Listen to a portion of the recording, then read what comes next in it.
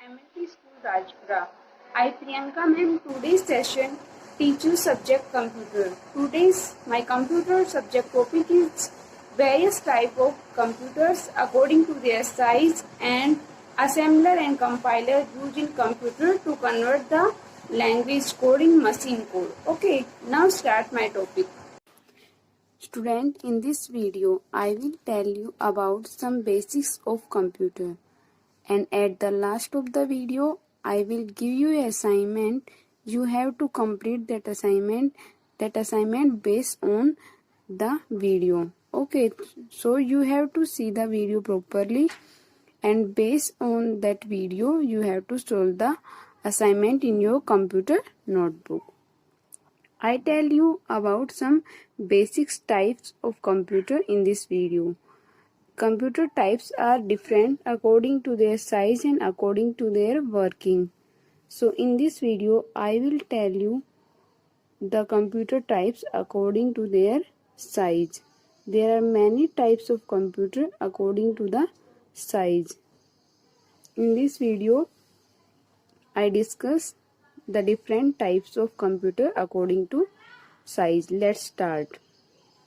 There are many types.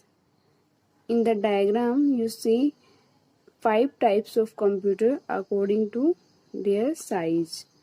First one is mobile computer, and next one is microcomputer, and next one is mini computers, next one is mainframe, and last one is supercomputer. Student, as given in the diagram, mobile computer are small and supercomputer are large computer. Okay. Now I tell you one by one what is mobile, what is micro, mini, mainframe and supercomputer. Student, these computers are used according to their working requirement. Some are easily portable. We can go one place to another place like mobile computers. Now I tell about mobile computer. Mobile computers are the laptops, smartphones, tablets, portable media players. These are easily portable computers. Means हम इनको one place to other place carry कर सकते हैं. Okay. Now laptops, smartphones and tablets and portable media players are the mobile computer category. In the assignment I asked that question, what are the example of mobile computer? You have to give the answer like that: laptops, smartphones, tablets, portables. Okay. Student, laptops are best for your office work because you can carry here and there. Okay, means अगर आप कोई office work घर पे करना चाहते हैं तो वो वहीं पे हो सकता है. Next one is micro computer. Micro computer और personal computers are desktop computer. They are use for personal use but they are not portable computer. Means ये वन प्लेस पे फिक्स होते हैं और आप इनको अपने पर्सनल यूज के लिए यूज कर सकते हैं, not a business purpose. Okay. Like that in school में प्रैक्टिकल वगैरह के लिए हम कंप्यूटर लैब में माइक्रो कंप्यूटर यूज करते हैं. स्मॉल ऑफिस या स्मॉल ऑर्गेनाइजेशन में भी माइक्रो कंप्यूटर यूज होते हैं. Micro computer are not usable for large connectivity. It work in small office and practical lab.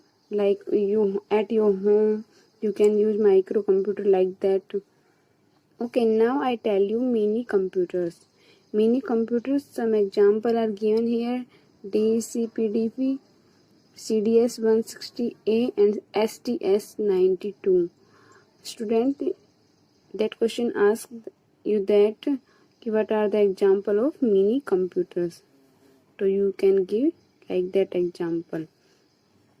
But one thing is here, microcomputer and mini computer are different. Mini computer are bigger than micro computer. Means इनकी जो capacity होती है और जो इनका size होता है वो माइक्रो कंप्यूटर से लार्ज होता है. That you see in the pictures. Here, next one is mainframe computers. Mainframe computers होते हैं वो मल्टी यूजर्स कंप्यूटर होते हैं और ये लार्ज ऑर्गेनाइजेशन में यूज होते हैं.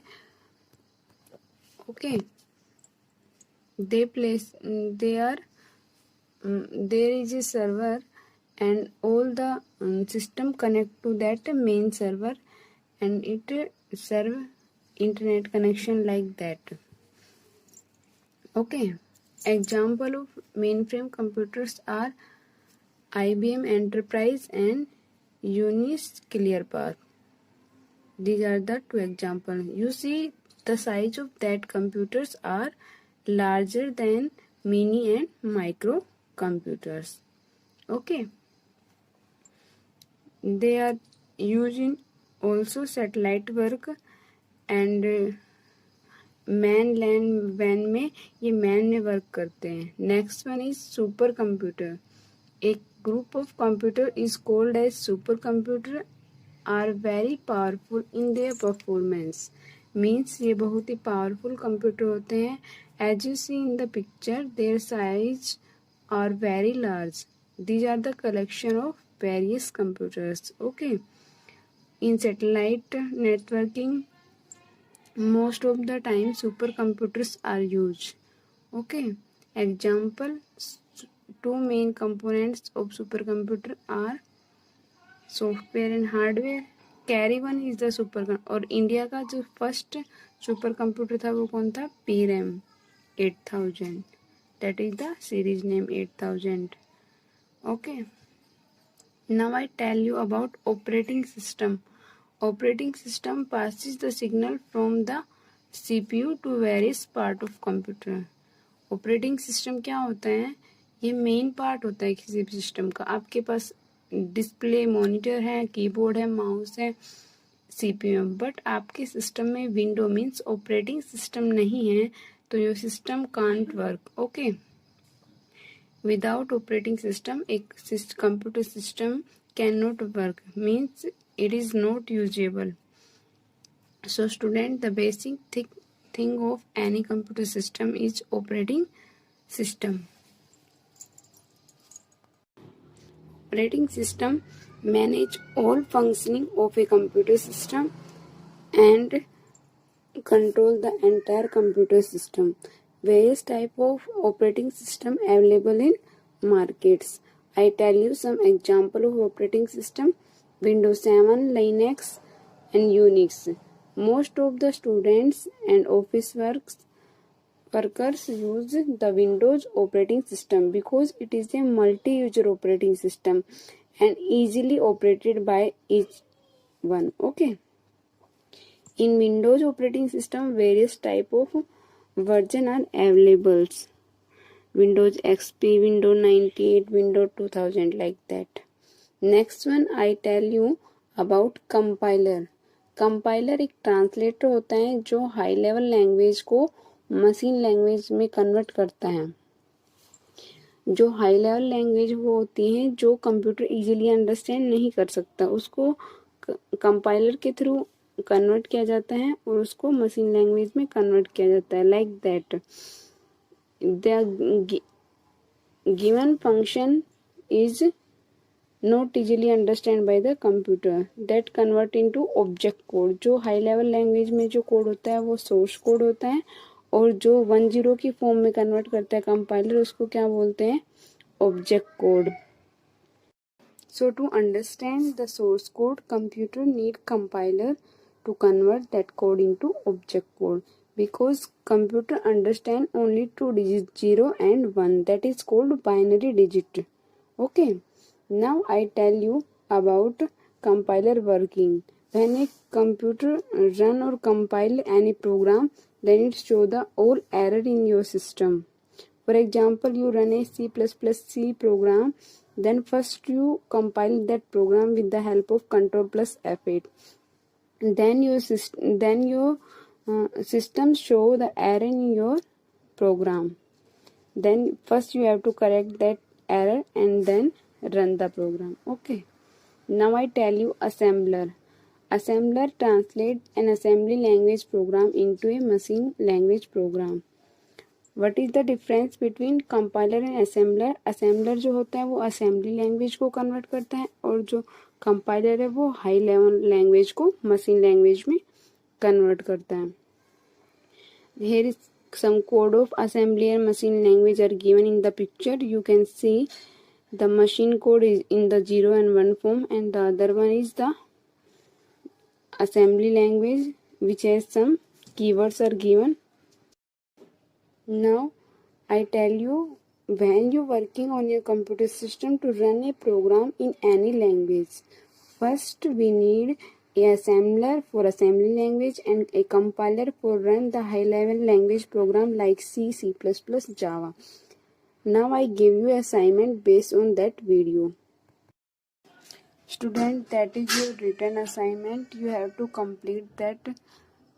डिफाइन करना है आपको super computer, compiler and translator क्या होते हैं. नेक्स्ट में आपको वेरियस टाइप ऑफ डायग्राम को ड्रॉ करना है और according to size. According to size कितने होते हैं? 5 टाइप्स के होते हैं. तो you have to write their name and also their example. I Priyanka ma'am, today's session teach you subject GK chapter number 2, that is the revision for your S7 examination. I hope you revise that topic easily with the help of that video. Okay, at the last of the video I will give you an assignment. You have to complete that assignment in your GK notebook. Now let's start our topic chapter number 2. Student, in this video I will tell you about some GK topics. That is the class for GK 7th class, chapter number 2. Student, you know very well GK is an important subject for every competitive exam and your study. So you have to revise the GK topic time to time that are teach in your online classes and other GK books. Okay. Now I tell you about some animal superlative. Means animals में जो अपने work के लिए सबसे superlative है, means सबसे fast है, सबसे स्लो है, इस तरह से स्मॉलेस्ट है, बिगेस्ट है, like that. First question is which is the fastest land animal. धरती पर चलने वाले प्राणियों में सबसे तेज चलने वाला प्राणी कौन सा है? चीता. Next one is which animal has the longest neck. तो सबसे लंबी गर्दन किसकी होती है? जिराफ की. Which is the slowest land animal. सबसे धीरे चलने वाला लैंड एनिमल कौन सा है? Sloth. Next one is what is the smallest mammal. Mammal क्या होते हैं? जो अपने बच्चों को फीड कराते हैं, मीन्स स्तनधारी. ओके, तो answer is which is the smallest mammal in the world? Bumblebee bat. ये एक तरह से बैट कैटेगरी में आता है. Next one is which animal has the largest heart. तो आंसर है ब्लू व्हेल. ब्लू व्हेल होती है, उसका लार्जेस्ट हार्ट होता है. विच is the smallest bird in the world. Smallest bird कौन सा है? Humming bird. नेक्स्ट वन है विच animal has the largest year. ऐसा कौन सा एनिमल है जिसके बहुत बड़े कान होते हैं? Elephant. You see the picture of that animal in the front of questions. Okay. Which is the fastest snake in the world. सबसे तेज चलने वाला स्नेक कौन सा होता है? Black Mamba. और सबसे जो डेंजरस होता है वो कौन सा होता है? King cobra. Okay. Which animal has the tongue bigger than its body. ऐसा कौन सा एनिमल है जिसकी जो टंग होती है वो उसकी बॉडी से ज्यादा लॉन्ग होती है? Answer is chameleon. Next one is which is the longest living animal in the land. सबसे ज्यादा लंबी उम्र में सबसे ज्यादा जीवित रहने वाला प्राणी कौन सा होता है धरती पे? Tortoise. So student, these are some superlative animals. You can learn that animals and based on that I will give you an assignment. You have to write that assignment in your notebook and match up the followings. Okay. Here smallest bird को आपको match करना है humming bird से, and largest year animal को elephant से match करना है, and longest living को टोरटॉइस से, लार्जेस्ट हर्ट एनिमल को ब्लू व्हेल से, एंड फास्टेस्ट स्नेक को ब्लैक मम्बा से. I hope you complete that assignment easily and learn also all the questions. Student, you have to write that assignment in your cursive writing, okay? And revise that assignment time to time for your essay 1 examination. You have to study about the some question that given in the below of the chapter that also ask in your competitive exam and essay 1 exam. Good morning students, मैं रेखी ma'am आपकी Indian अध्यापिका. बेटा हम कक्षा 7 का first chapter हमने किया था परिणति, उसी को आगे करते हैं. पढ़ लिया था हमने. अब इसके मौखिक प्रश्न में सबसे पहले सही उच्चारण कीजिए.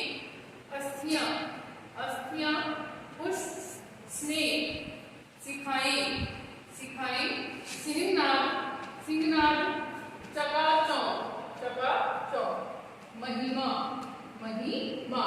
अगला प्रश्न है निम्नलिखित प्रश्नों के उत्तर दीजिए. प्रश्न है उत्तर लिखने हैं हमें. तो पहला प्रश्न है हमारा, किसने स्वतंत्रता की चिंगारी सुलगाने में अपनी अस्थियां जला दी? किसने स्वतंत्रता की चिंगारी सुलगाने में अपनी अस्थियां जला दी? तो उत्तर आप इसका लिखोगे स्वतंत्रता सेनानियों ने. उत्तर आएगा स्वतंत्रता सेनानियों ने. आप उत्तर पूरा लिखोगे स्वतंत्रता सेनानियों ने. उत्तर लिखोगे स्वतंत्रता सेनानियों ने. स्वतंत्रता सेनानियों ने स्वतंत्रता की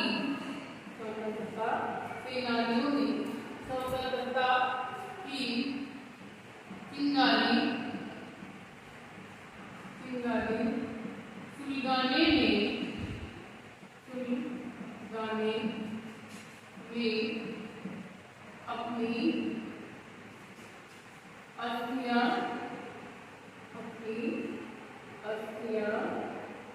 में अपनी अस्थियां जला दी.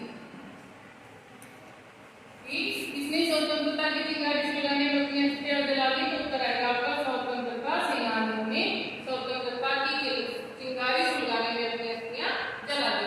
अगला प्रश्न है, स्वतंत्रता सेनानी किसका मोल लिए बिना ही पुण्य वेदी पर चढ़ गए? स्वतंत्रता सेनानी किसका मोल लिए बिना ही पुण्य वेदी पर चढ़ गए? उत्तर आएगा इसका स्वतंत्रता सेनानी गर्दन का मोल. स्वतंत्रता सेनानी गर्दन का मोल लिए बिना ही पुण्य वेदी पर चढ़ गए.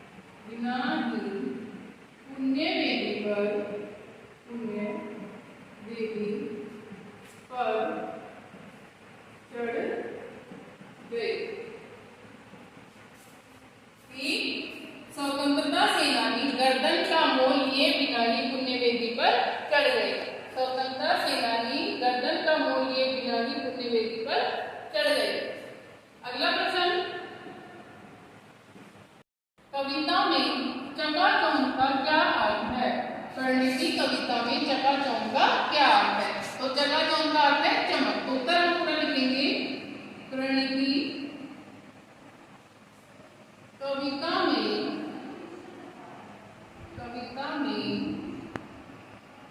चकाचौंध का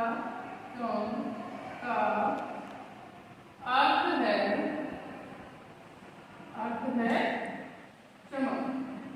तो चकाचौंध का अर्थ क्या है? चमक. क्या लिख सकते हो कि परिणति कविता में चकाचौंध का अर्थ चमक है. अगला प्रश्न, सूर्य, चंद्र, भूगोल और खगोल महिमा के साक्षी हैं। किसकी महिमा के साक्षी हैं? उत्तर लिखेंगे इसकी महिमा के हैं स्वतंत्रता सेनानियों के। उत्तर हमारा सूर्य, चंद्र, भूगोल और खगोल। और खगोल, खगोल मतलब ब्रह्मांड, खगोल स्वतंत्रता सेनानियों की, स्वतंत्रता सेनानियों की, स्वतंत्रता सेनानियों की महिमा के साक्षी हैं, महिमा के साक्षी हैं। एक बार फिर से देख लो कि किसने स्वतंत्रता की चिंगारी सुलगाने के लिए अपनी हत्या जला दी? तो स्वतंत्रता सेनानियों ने स्वतंत्रता की चिंगारी सुलगाने के लिए अपनी हत्या जला दी। दूसरा प्रश्न, स्वतंत्रता सेनानी किसका मोल लिए बिना की पुण्य वेदी पर चढ़ गए? उत्तर आएगा स्वतंत्रता सेनानी गर्दन का मोल लिए बिना ही पुण्य वेदी पर चढ़ गए। तीसरा प्रश्न, प्रणति कविता में चकाचौंध का क्या अर्थ है? तो प्रणति कविता में चकाचौंध का अर्थ है चमक।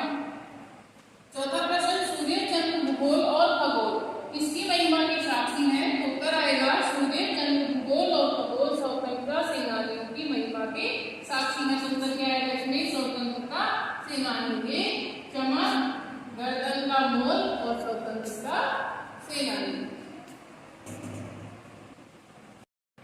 अगला प्रश्न है उचित विकल्प पर सही का चिन्ह लगाइए। सही विकल्प के प्रश्न है बेटा आपके।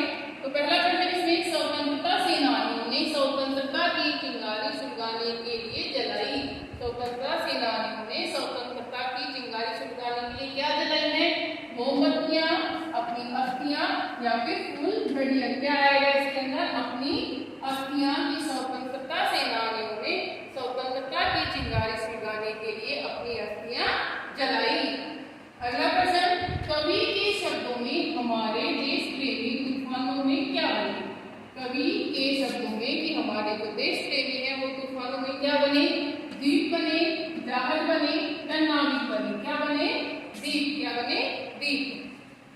अगला प्रश्न, स्वतंत्रता प्रेमियों के गर्जन से कौन सहम उठा?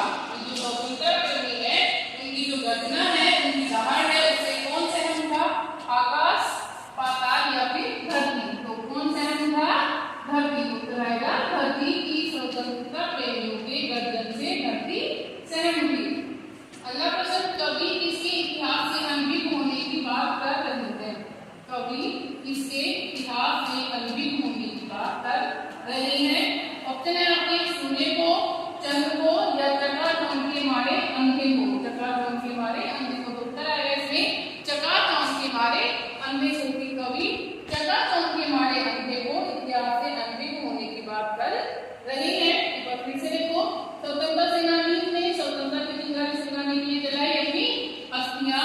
कवि के शब्दों में हमारे देश प्रेमी तूफानों में क्या बने? क्या बने? द्वीप। स्वतंत्रता प्रेमियों के गर्जन से कौन सहम उठा? स्वतंत्रता प्रेमियों की गर्जन से धरती सहम उठी। कवि किसके इतिहास से अनभिज्ञ होने की बात कर रहे हैं? चकाचौंध के मारे अंधे को। प्रश्न उत्तर, निम्नलिखित प्रश्नों के उत्तर एक या दो शब्दों में हमें देने हैं। कवि इसे जय बोलने के लिए कह रहा है। कवि इसे जय बोलने के लिए कह रहा है। तो उत्तर आप लिखोगे कवि अपनी कलम से जय बोलने के लिए कह रहा है। कवि अपने कलम से जय बोलने के लिए कह रहा है।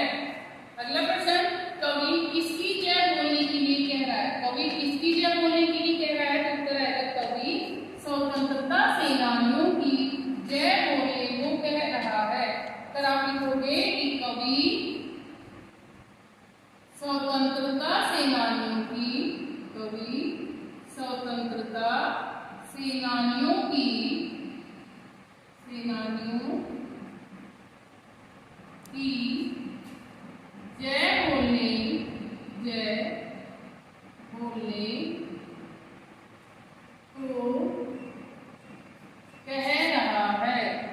को कह रहा है।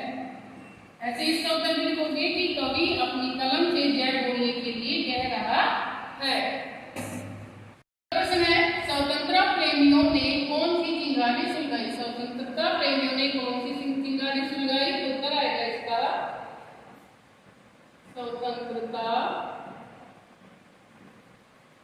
स्वतंत्रता प्रेमियों ने स्वतंत्रता प्रेमियों ने स्वतंत्रता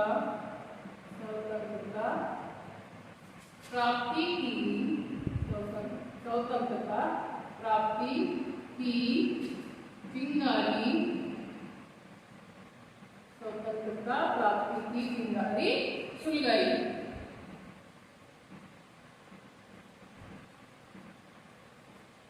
स्वतंत्रता प्रेमियों ने स्वतंत्रता प्राप्ति की चिंगारी सुलगाई। अगला प्रश्न, स्वतंत्रता सेनानियों के सहना से कौन सहम हुई?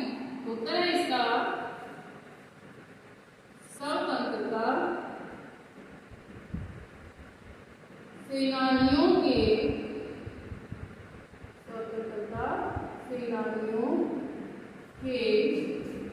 सिंहनाद से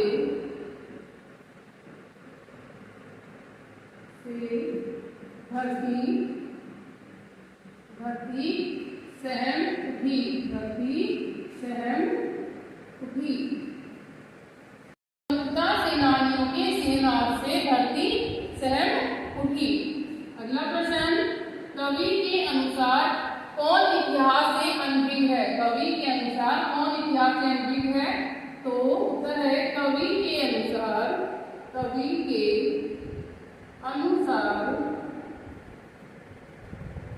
चकाचौंध का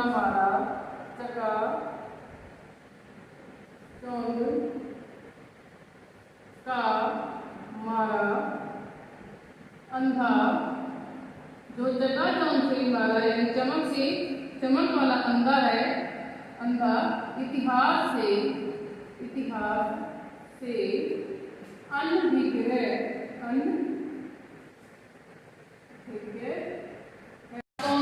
अनुसार कौन इतिहास से अनभिज्ञ है? उत्तर है इसका कवि के अनुसार चकाचौंध का मारा अंधा इतिहास से अनभिज्ञ है। कौन है? चकाचौंध का मारा अंधा इतिहास से अनभिज्ञ है। अगला प्रश्न है, किनके सिंहनाद से पृथ्वी अभी तक डोल रही है? इसके सिंहनाद से पृथ्वी अभी तक डोल रही है। उत्तर आएगा इसका स्वतंत्रता सेनानियों के सिंहनाद से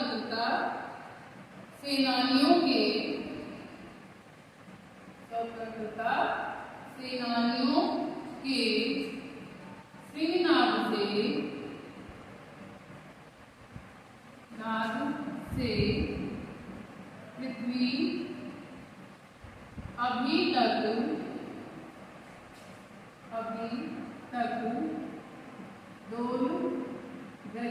अभी तक डोल रही है। एक बार फिर से देख लेते हैं सारे प्रश्न की। स्वतंत्रता प्रेमियों ने कौन सी चिंगारी सुलगाई? तो स्वतंत्रता प्रेमियों ने स्वतंत्रता प्राप्ति की चिंगारी सुलगाई। स्वतंत्रता सेनानियों के सिंहनाद से कौन सहम उठी? स्वतंत्रता सेनानियों के सिंहनाद से धरती सहम उठी। कवि के अनुसार कौन इतिहास से अनभिज्ञ है? कवि के अनुसार चकाचौंध का मारा अंधा इतिहास से अनभिज्ञ है। इनके सिंहनाद से पृथ्वी अभी तक डोल रही है। उत्तर आएगा स्वतंत्रता सेनानियों के सिंहनाद से पृथ्वी अभी तक डोल रही है। तो आपको ये सभी प्रश्न उत्तर नोट